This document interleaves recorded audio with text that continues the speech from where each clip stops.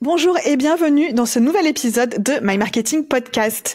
Aujourd'hui, j'ai le plaisir de recevoir Delphine Margot, qui est sparring partner en communication et qui va venir nous parler de détecter les angles morts dans sa communication. Delphine, bienvenue sur My Marketing Podcast. Bonjour, merci de m'accueillir. Je suis super contente de faire cet épisode avec toi. Bah écoute, moi aussi, je suis ravie de t'accueillir pour parler d'un sujet qu'on n'a pas encore abordé sur le podcast. Vraiment, aujourd'hui, c'est de la pure communication. On a beaucoup l'occasion de parler de marketing, d'entrepreneuriat en général. On parle aussi de communication, bien évidemment, mais aujourd'hui, on va parler même de communication au niveau stratégique et pas forcément que opérationnel. Et la manière dont parfois... on ne voit pas certains, ce que tu appelles des angles morts, qui vont venir impacter la communication et la rendre moins performante. Et toi, tu vas nous aider à clarifier un petit peu tout ça et à savoir où il faut creuser pour fouiller, pour détecter ces fameux angles morts qui viennent pourrir la communication. La communication externe, et j'insiste là-dessus, même si après on en parlera après de l'interne, mais là on est sur un focus comme externe, et tu vois, tu fais référence au marketing. Les deux, ça peut être aussi un angle mort d'ailleurs, les deux doivent se parler. Et écoute, tu vas nous en parler. Tu vois, je te fais une petite transition, mais c'est hyper important. Donc en effet, là on parle com, mais il y a parfois un lien avec le marketing. En fait, le marketing et la com sont vraiment liés, puisque il y a beaucoup d'ailleurs d'amalgame entre les deux. On pense que la com c'est du marketing. En fait, la communication c'est un des outils qui permet de déployer son marketing. Alors, ça pourrait très bien faire l'objet d'un épisode à part entière, mais comme tu le dis, pendant 4 jours même. Oui, voilà, une table ronde pendant 4 jours. Je pense que tu as bien résumé. C'est déjà fait la poule. Hein. Chacun voit un peu, tu vois, ce qu'il arrange en fonction de son expertise. Mais c'est un vrai sujet. Ça peut être une bonne thématique à creuser. Je te rejoins, mais comme tu le dis très bien, et d'ailleurs tu as déjà commencé à en parler, il faut se parler entre les différents services, se parler entre les différentes fonctions de l'entreprise, et ça fait partie des angles morts. Est-ce que tu peux nous dire, toi, ce que tu définis comme angle mort exactement ? Moi, quand je parle des angles morts, je fais vraiment référence à des zones qu'on ne voit plus ou qu'on ne voit pas dans son secteur d'activité, parce qu'on a la tête dans le guidon, parce on les juge pas ou plus prioritaires, et ils vont avoir un vrai impact sur la strate de communication externe, voire sur l'ensemble du business. Donc, c'est des choses vraiment que on sait qu'ils sont potentiellement là, mais tu les vois plus. Donc, elles font partie du décor. Du coup, tu y prêtes plus attention. C'est ça, parce que finalement, t'es vraiment. Il y a plusieurs raisons à ça, mais t'es souvent pris dans l'urgence du business, l'opérationnel. T'es affublé. À la com, t'es vraiment. Finalement, faut le voir même, si on reprend la métaphore de la route, hein, t'es sur le rond-point, tu vois, et tout le monde arrive, t'es au carrefour, mais tu vois pas forcément certaines voitures arriver, certains sujets arriver, parce qu'il y en a trop, en fait, tu les vois plus. Ou alors tu penses que t'as l'habitude, je le connais bien, ce rond-point, ce carrefour, je le prends tout le temps, je vais pas prendre ça en compte, je vais pas regarder, mais en fait, ça peut être hyper dangereux de pas le prendre en compte. Ok, bah oui, comme tu dis, si tu regardes pas bien, finalement, tu peux te prendre un carton. L'habitude, hein. Bah ouais. Oui. Ok, écoute Delphine, ce que je te propose, c'est que qu'on passe en revue ces fameux angles morts, et puis que tu nous donnes aussi quelques pistes pour y remédier. Hein, tu vois, comment les éviter, comment les identifier pour ne pas se prendre la voiture au carrefour. Hein. Il y en a plusieurs. C'est comme si c'était une commode à 3 tiroirs, et dans ces tiroirs, t'as d'autres petits tiroirs finalement. On peut dégager 3 grands tiroirs, 3 grandes thématiques finalement, ces angles morts, qui ont un impact sur la com externe. Tu vas avoir la com interne qui est souvent vraiment négligée. Et on se dit, mais oui, j'ai envoyé un Slack, c'est bon, tout le monde est au courant. Le fameux Slack. Voilà, pas vraiment. On parle de Slack, mais il y en a plein d'autres. Mais le fait de négliger cette communication interne peut avoir des conséquences catastrophiques. Peut-être qu'on va creuser après, mais sur la com externe. L'absence de prise de recul. Je disais, on a tous la tête dans le guidon, on est beaucoup dans l'opérationnel. Je sais, pour avoir fait 15 ans dans plein de boîtes, je sais ce que c'est d'être responsable de la com et affublé, accablé par plein de sujets. Donc, comment tu arrives à prendre de la hauteur et dire, wow, attends, arrêt sur image, est-ce que ce qu'on fait, ça va vraiment, est-ce que c'est toujours en phase aussi avec la vie de l'entreprise aujourd'hui. Peut-être que ça fonctionnait il y a 1 an, mais plus maintenant. Ouais, parce que parfois, tu peux le faire presque par habitude. Et c'est ça, pour ça que je te parlais de ton fameux rond-point que tu prends tous les jours pour rentrer chez toi. Et en fait, c'est une très bonne image. Voilà. Et l'alignement avec le business, en fait, souvent, en fait, comment tu t'assures que ta strate de com est toujours bien alignée avec la vision de ton dirigeant, qui lui peut-être a sa vision qui a évolué. Et en fait, il y a, encore une fois, ça revient presque à la communication interne, mais il y a un décalage entre les deux. Et c'est catastrophique. Et je pense que le rôle de la personne qui gère cette communication, c'est d'être en lien très, très étroit avec la direction constamment. Parce que on fait pas de télépathie pour savoir ce qui se passe. Oui, et finalement, la vision de la direction, elle doit être aussi nourrie par le terrain, c'est-à-dire le retour du terrain, parce qu'il y a aussi les sales d'un côté qui, eux, sont au contact des clients et qui doivent faire remonter les informations du terrain, la partager avec la direction et que la direction puisse aussi après la partager avec la communication pour que tout soit aligné entre la vision de la direction, le terrain, le marché, c'est-à-dire que ça correspond au marché, et la communication derrière qui va venir parler à ses clients, puisqu'on parle de communication externe aujourd'hui. C'est ça. Et en fait, c'est justement, tu vois, ça revient un petit peu au point de la com interne. Mais quand je dis que la personne responsable de la com externe est au carrefour de l'entreprise, c'est vraiment ça. Et souvent, je pense que par manque de temps ou pas de priorité ou pas d'envie, ou tu vois, cette personne, sa posture et sa position va pas être au bon endroit. Et ça, c'est un vrai danger.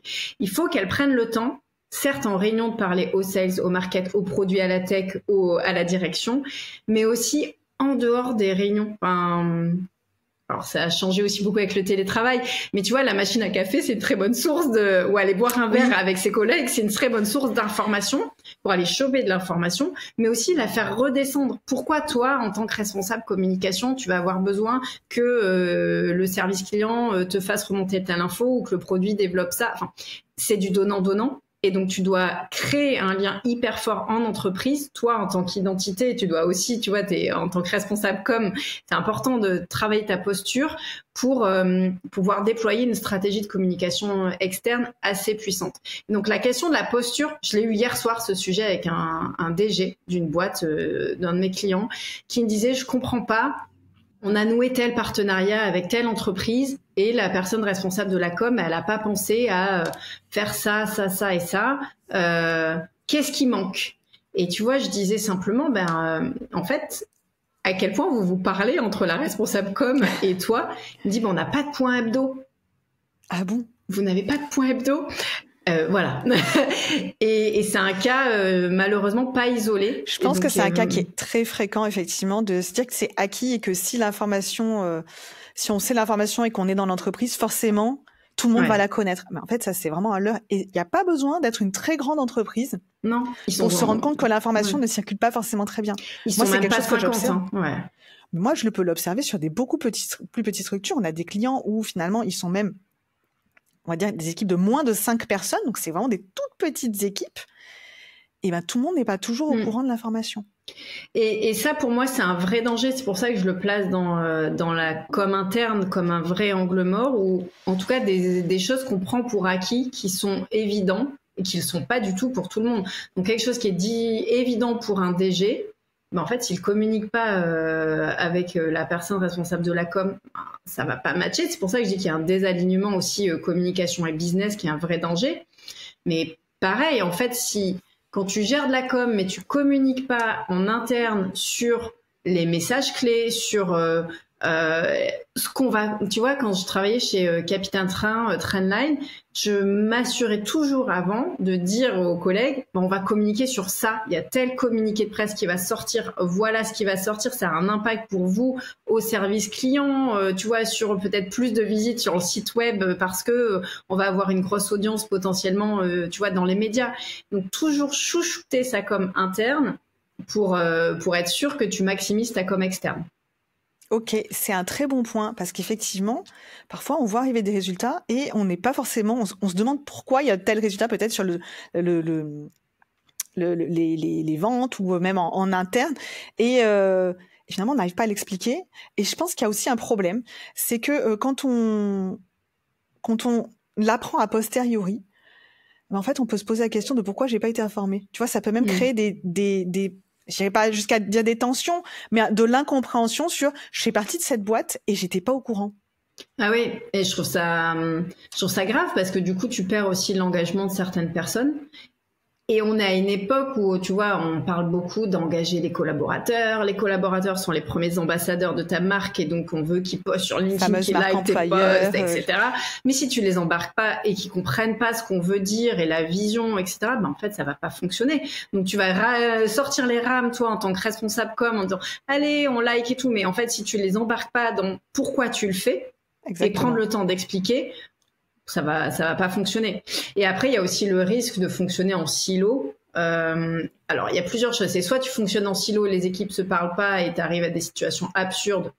Exemple, il y a 2 semaines, on travaille sur la vision donc de la boîte, sur les messages, etc.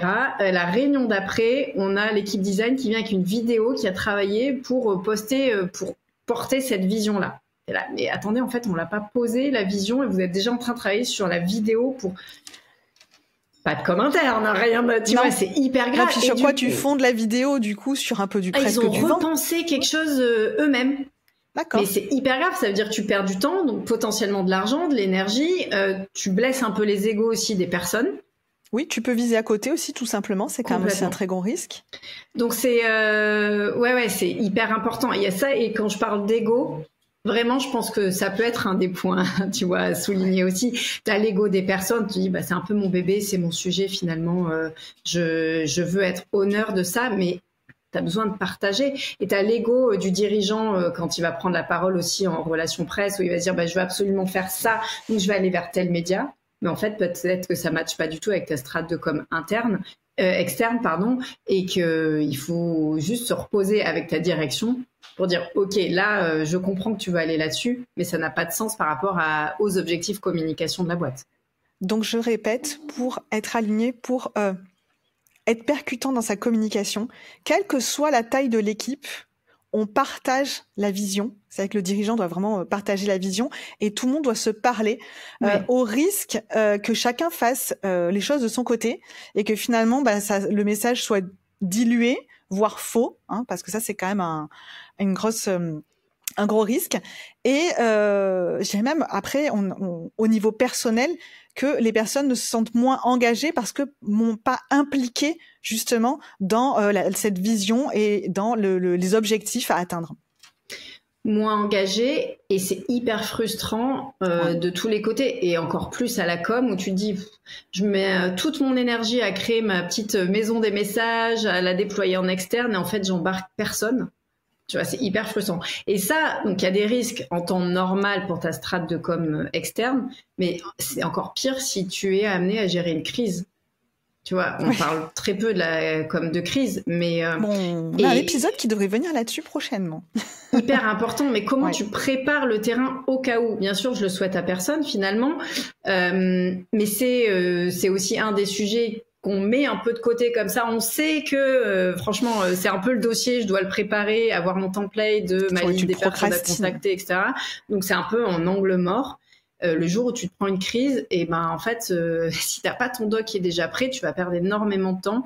Donc vraiment ça fait partie des sujets à préparer aussi, à dire bah allez, je prends une semaine, mais j'ai mon template et mon plan d'action au cas où. Au cas où. Donc toi, ta reco par rapport à la communication en interne entre les collaborateurs les différentes parties prenantes, c'est vraiment de se dire régulièrement, on se pose et on s'assure que tout le monde partage la vision, partage les objectifs. Donc c'est vrai que ce soit parfois il y a des moments clés dans l'année, peut-être pour le faire la fin d'année, le début d'année, quand il y a des gros projets ou des plans d'action qui vont être déployés, c'est peut-être aussi le moment de se poser, mais pas forcément attendre spécifiquement ces moments-là parce que finalement si on les définit pas, on a trop le réflexe de dire ah bon on partagera ça à la fin de l'année ou au début d'année et tout le reste de l'année qu'est-ce qu'on fait? Donc ouais, l'autre jour, alors, oui tout à fait, l'autre jour il y avait une boîte qui me disait qu'elle mettait le bulletin marketing, je crois qu'elle appelait ça comme ça, où elle envoie une fois par mois ou par semaine, mais un peu ce que la com a fait aussi. Ce qui permet de comprendre ce que fait la com. C'est un vrai sujet aussi. Et ça permet d'informer. Après, moi, j'aimais bien mettre sur Slack, c'est hyper facile aussi d'automatiser, mais tous les mois, en automatique, j'envoie la fact sheet, les messages, les chiffres clés pour que tout le monde ait le même niveau d'information. Donc, après, c'est s'assurer que ce soit lu aussi. Comme tu disais, on est plus en télétravail, mais parfois partager des moments et discuter, tu vois, partager des résultats ou des objectifs ou une vision, c'est bien aussi de pouvoir le faire. Moi, je suis pas forcément pour faire des réunions de 2 heures, parce que à titre personnel, j'ai même du mal à rester focalisée pendant 2 heures. Mais faire des points, peut-être soit mensuels et pas forcément avec toute l'équipe. Si t'es une grosse équipe, si c'est une petite équipe, c'est quand même plus facile. Tu peux te dire, c'est bon, on est 5, on se fait un point mensuel, mais même 15 minutes, en fait. Même 15 minutes juste pour partager un truc, quoi. Ouais, mais ce qu'on mettait en place chez Trendline et ce qu'on a mis en place dans d'autres entreprises que j'accompagne, c'est aussi les weekly wins. Alors, c'est pour tous les services, mais du coup, la com aussi, et franchement, et après, tu fais ça autour d'un goûter ou d'un apéro, tu vois, mais juste célébrer les wins de chaque équipe. Et c'est là où tu vas comprendre que les choses sont entrelacées finalement aussi. Et c'est hyper important. Et je trouve que c'est pas vraiment dans la culture française de se taper sur l'épaule en disant on a bien bossé, tu vois, c'est plus anglo-saxon finalement. Mais je sais pas, moi je trouve que chez nous, on est des grandes fans de l'autosatisfaction. Donc c'est vrai, c'est important. On va célébrer ces choses-là. Après, je te dirais que même des fois, tu es une toute petite équipe et tu as besoin de faire ça, tu as besoin de les partager. Et même si tu travailles aussi avec des personnes qui, tu vois, qui sont des personnes externalisées, et le risque est d'autant plus grand, c'est mettre en place ces moments. Je sais que nous, on a un client, ça fait 13 ans qu'on travaille avec lui, donc ça fait quand même un bon bout de temps. C'est clair. On a grandi ensemble. Et chaque semaine, il y a un petit point hebdo où pour justement échanger avec ce client rapidement et s'assurer que tout le monde a l'info, que tout est encore partagé et aligné.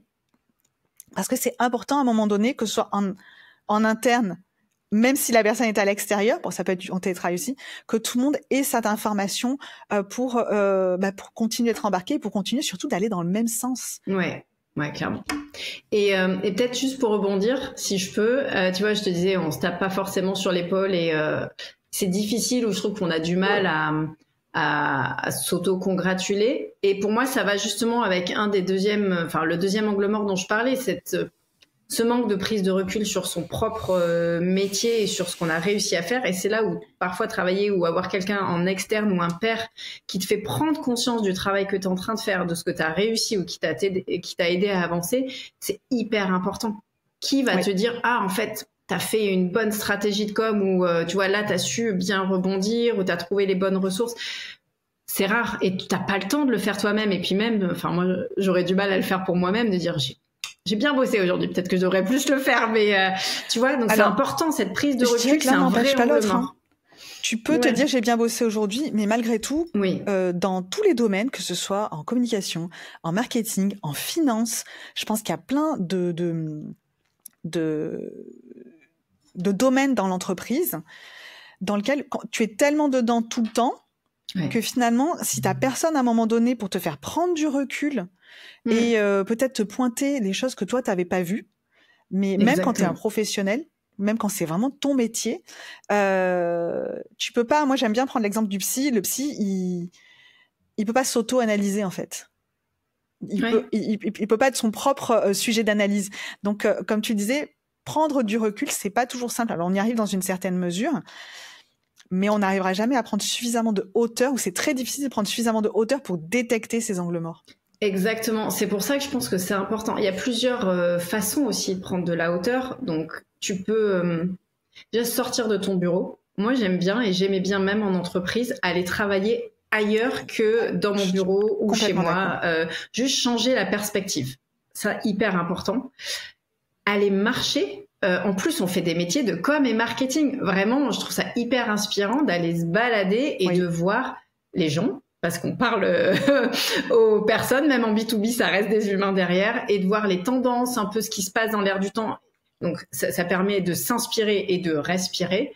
Aller aller à des événements, tu vois, au-delà de réseauter, juste aller s'inspirer d'événements, etc. C'est hyper important. Moi, je l'avais et je l'avais en objectif quand je travaillais à la Deutsche Bahn, et maintenant je conseille à pas mal de boîtes de le mettre dans les objectifs des personnes. Tu vois, on arrive à la période des rendez-vous annuels, bilan annuel, et on pose des objectifs. Je trouve ça génial en fait de dire tu dois faire trois events extérieurs pour aller te nourrir et t'inspirer. Donc ça te permet de prendre du recul. Évidemment, avoir quelqu'un en extérieur, type en effet sparring partner qui te fait un peu, tu vois, avec qui tu vas échanger, qui te renvoie la balle et qui va voir ce que t'as pas vu, ou tu vois, ça t'aide aussi. Il y a une façon, enfin, je trouve qu'il y a plein de façons d'aller se nourrir. Les podcasts aussi, finalement, c'est des prises de recul parce que tu déconnectes, enfin, tu déconnectes de ton opérationnel pour t'inspirer, écouter, dire et prendre conscience de certains leviers que tu pourrais mettre en place toi-même. Moi, ce que j'aime bien aussi, c'est discuter avec des pairs, en fait, des personnes qui font le même métier que moi. Je sais qu'il y a pas mal, alors il y en a, c'est des groupements qui sont, je sais qu'il y a des groupements de DRH, des groupements officiels en mode association, et après tu peux aussi toi-même te créer ton réseau de pairs. Je sais que moi je suis dans plusieurs groupes et de professionnels, voilà, de spécialistes en marketing, et ça m'apporte beaucoup en fait. Ça m'apporte beaucoup. On l'a monté ici, alors je suis à Lyon, quoi qu'on l'a fait aussi à Paris justement avec France Digital, donc pour les startups et scale-up ça doit parler, où il y a un cercle com, ils ont fait plein de cercles, et en fait j'aurais dit mais c'est trop dommage, il n'y a pas pour la com, enfin ça me manque, donc on a créé ça. Et moi tu sais, je fais des apéros com aussi, pareil, de manière très casual finalement, informel, mais informel.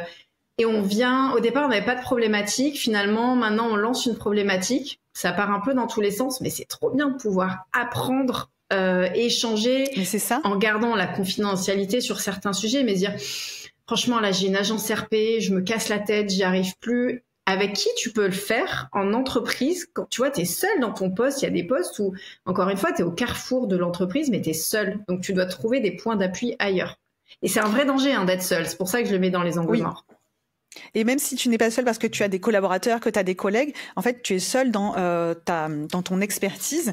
Et comme tu dis, tu as des difficultés, tu peux avoir des difficultés à prendre du recul, et parler avec, comme tu disais, sortir, t'exposer à d'autres idées, tu vois, écouter des podcasts, aller à des événements. Moi, je crois, comme je te disais, je crois beaucoup au fait d'échanger aussi avec des pairs qui vont avoir peut-être les mêmes problématiques, partager ces problématiques. Tu sais, comme te créer des mini masterminds, en fait. C'est vrai. Ça, c'est hyper puissant. Bien sûr que tu as le sparring partner qui peut venir dans ton entreprise, t'aider spécifiquement à prendre du recul et à trouver des solutions, à détecter les angles morts et à trouver des solutions.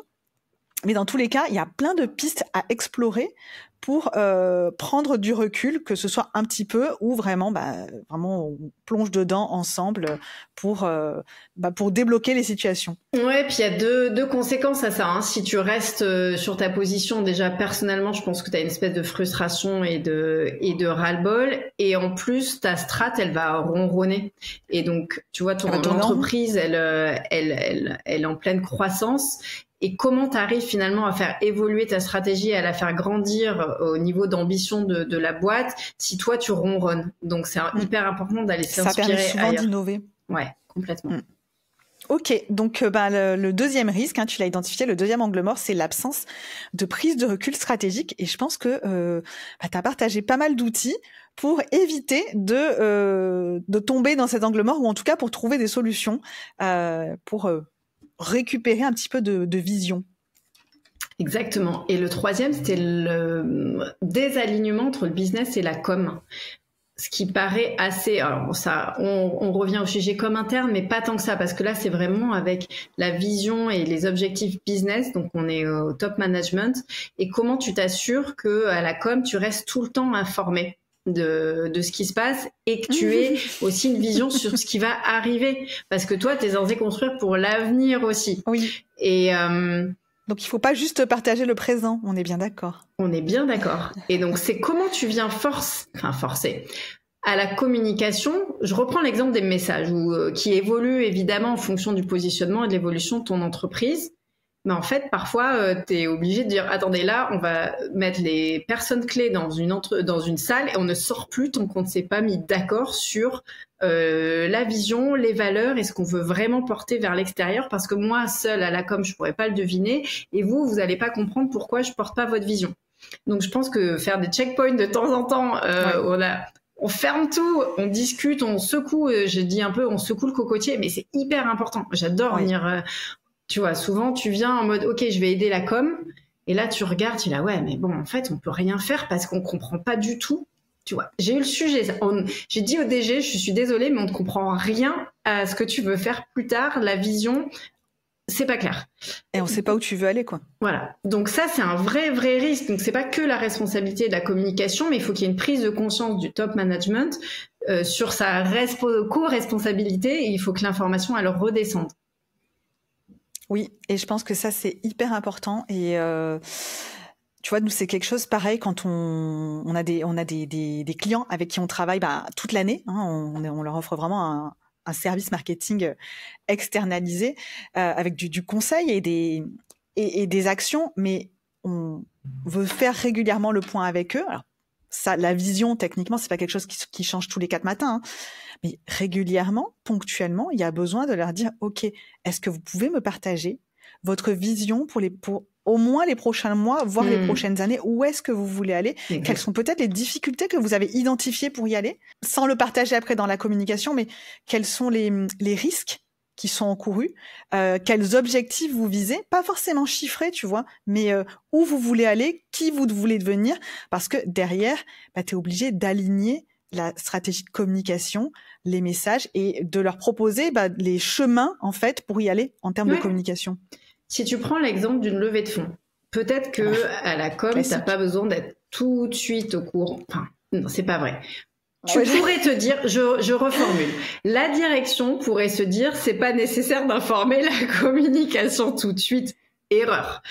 Dans le sens où tu as besoin à la com de savoir parce que tu dois construire une strate de com corporate bien puissante qui va être visible aux yeux d'investisseurs potentiels, etc. Donc, tu dois savoir tout ce qui se passe dès le début. Donc, justement, c'est hyper important. T'es pas obligé de dire qu'il va y avoir une levée de fonds. Par contre, tu prépares le terrain. Exactement. Donc, non, ça me semble important. Donc, ça, c'est dans le sens descendant, tu vois, business, vision business, communication. Et dans l'autre sens, tu vois, sur le storytelling, ce qu'on doit raconter, parce que tu peux avoir aussi le dirigeant qui a envie de raconter ce qu'il a envie de raconter. Et donc, la personne responsable de la communication, elle est aussi un peu garde-fou et doit rappeler constamment qu'est-ce que tu peux raconter à l'extérieur. Quel est le storytelling, quels sont les chiffres que tu as droit de dire, pas dire, quels sont les messages que tu veux porter. Donc, ça va dans les deux sens, hein. Ok. Et comment tu fais, par exemple, justement, avec un dirigeant ou un des membres s'il y a une grosse équipe, un des membres du CODIR ou du COMEX qui se dit que lui, il va être en électron libre et il va partager tout ce qu'il veut? Comment tu réagis, toi? Parce que pour le coup, ça peut être aussi un manque d'alignement, mais ça va venir du top management plutôt que du service communication. Ouais, en fait, je pense que déjà, il faut avoir le courage et la force d'aller voir cette personne. Et alors, ça dépend si toi, tu es au board ou pas à la com, mais c'est notre rôle à la communication d'aller voir ces personnes, même si elles sont plus haut placées dans la hiérarchie, et de leur dire, là, ce que tu as fait vraiment, c'est nul, ça va pas, ou c'est même dangereux pour l'entreprise. Peut-être. Ouais, mais il faut le dire. En fait, pour moi, c'est une erreur professionnelle de ne rien dire. De ne rien dire. C'est notre rôle de le faire. Et c'est pas juste, oh, t'as pas respecté ce que j'ai dit moi en tant que responsable communication. C'est ce que tu es en train de faire a des conséquences pour l'entreprise. Tu es en train de brouiller les pistes. Je reprends l'exemple de la levée de fonds. On est hyper observé par des investisseurs potentiels. Si on n'a pas les mêmes chiffres, si on raconte des histoires différentes, on manque de cohérence, on a l'air ridicule et on va perdre tout le monde. Donc, c'est important de venir sensibiliser ces personnes-là et de leur montrer l'impact que la communication peut avoir et leur propre communication. Si ça ne suffit pas, moi, c'est essentiel d'avoir des piliers, des relais ou des ambassadeurs de la com au sein de l'entreprise. Comment tu peux avoir des personnes qui comprennent ton métier, qui comprennent l'importance et qui vont peut-être, tu vois, diffuser la bonne parole au sein de leur équipe aussi. Et donc, si là, c'est un board member, peut-être tu as un autre board member qui est plus ami, entre guillemets, qui va aller aussi lui expliquer pourquoi il vaut mieux faire ça et ça comme ça. Ok.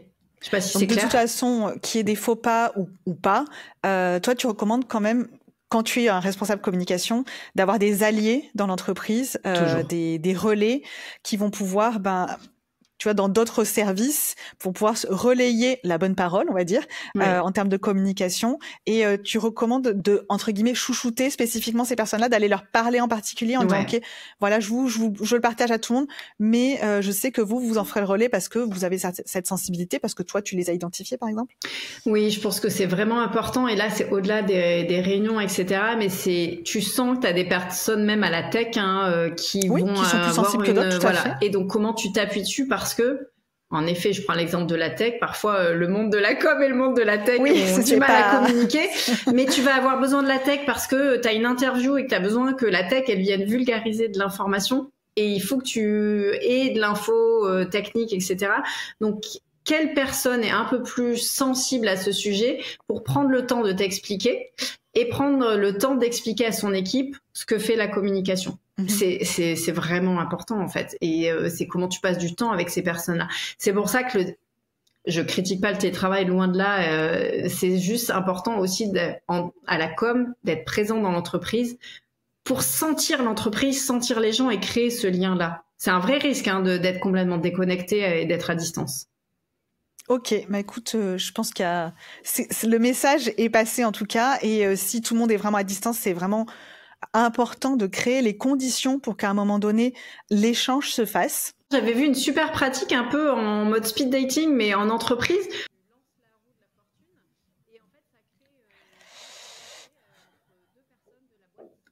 Ouais. Oui. Oui. Parce que finalement, on parle souvent aux mêmes personnes et on a plutôt intérêt à parler aussi avec les personnes avec qui on communique moins.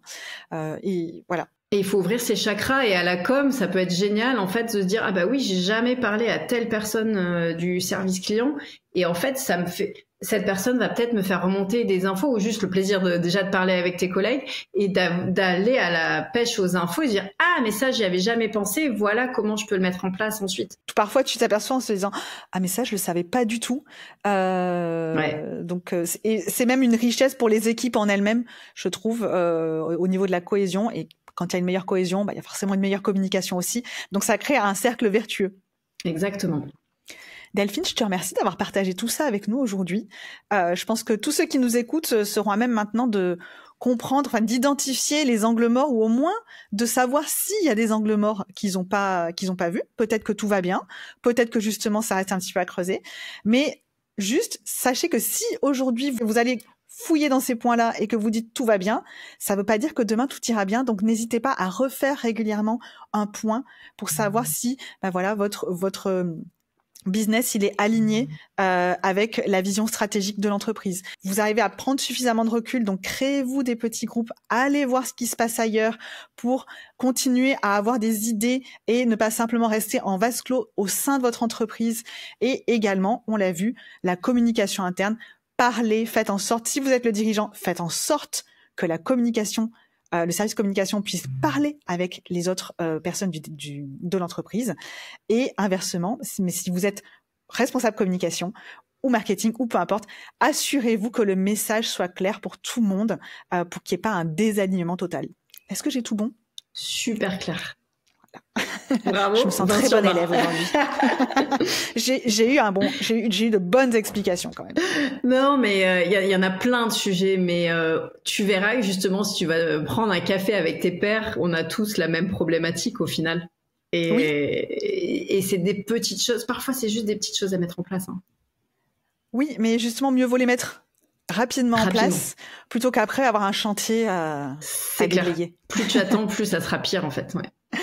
Delphine, je te remercie. Où est-ce qu'on peut justement continuer à te suivre pour avoir des bons conseils en communication? Écoute, je communique pas mal sur LinkedIn où j'essaye de donner des conseils opérationnels, des petits conseils, des astuces, des quiz sur sa prise de parole, des choses comme ça.